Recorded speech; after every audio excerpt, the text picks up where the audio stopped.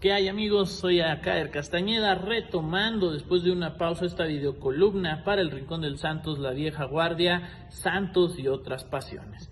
En esta ocasión hablaremos de cosas que dicen están prohibidas en una conversación, como lo es la política y el fútbol, a la que también se le puede agregar la religión.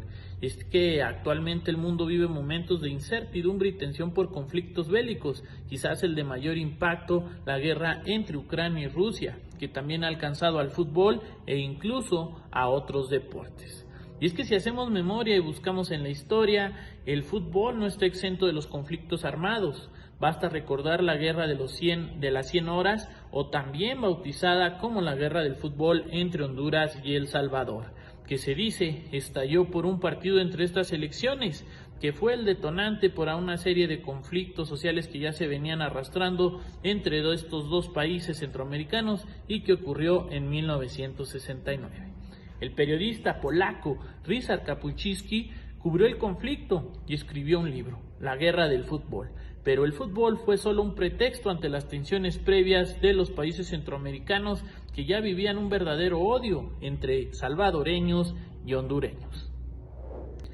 Antes de un partido decisivo que se jugó en el Estadio Azteca de la Ciudad de México, El Salvador rompió relaciones diplomáticas con Honduras. Esto fue algo previo, ya que el ministro del Interior salvadoreño, Francisco José Guerrero, dijo que cerca de 12,000 salvadoreños habían dejado Honduras después del segundo partido, ya que se habían vivido 3 partidos seguidos entre estas selecciones. Debido a una persecución, abandonaron Honduras por una persecución proveniente de un partido entre ambas selecciones, de acuerdo al reporte del diario británico The Guardian. Al día siguiente del partido, la agencia de noticias UPI envió un artículo con un titular sugerente: La guerra del fútbol la ganó El Salvador 3-2. De acuerdo al reporte, cerca de 1,700 efectivos de la policía mexicana habían sido desplegados para evitar actos de violencia, mientras que los hinchas de El Salvador gritaban asesinos, asesinos a sus rivales hondureños. Honduras había ganado el primer partido 1-0 en Tegucigalpa. El Salvador había ganado el partido de vuelta 3-0 y de local. Brotes de violencia ya se habían reportado en ambos partidos. Así las cosas, pues había un empate, se vivía un empate a 2 goles y se obligaba a jugar un tiempo extra. El anotador del gol había declarado a la BBC que cuando marcó el gol pensó que ellos no tenían la menor opción de empatarlos, los hondureños. Le contó Rodríguez a la BBC cuando ya se cumplieron 50 años de aquel partido crítico. Estaba seguro que con ese gol ganábamos, añadió, y finalmente El Salvador se quedó con la victoria y a las 3 semanas ambos países estaban en guerra.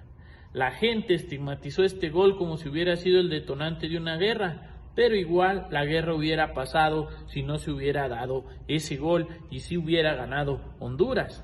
Kapuscinski escribió sobre esos días en Honduras y recordó una escena donde había un graffiti en las paredes de la capital hondureña donde decía: nadie le gana a Honduras y vamos a vengarnos de ese 3-0. Pero para el hombre que marcó el gol para El Salvador no hay rencor, lo que tiene en su memoria, y dijo que pues eso era una rivalidad deportiva y que no fue el detonante de esa guerra. Lo de Ucrania y Rusia no es reciente, pues la UEFA ya había determinado desde 2008 y en 2014 lo ratificó, que los equipos de estos países no se pueden cruzar en competencias oficiales. Y es que esto de no cruzar equipos ucranianos con rusos atiende a que las tensiones políticas entre los hinchas de los clubes rusos y ucranianos puede detonar en violencia.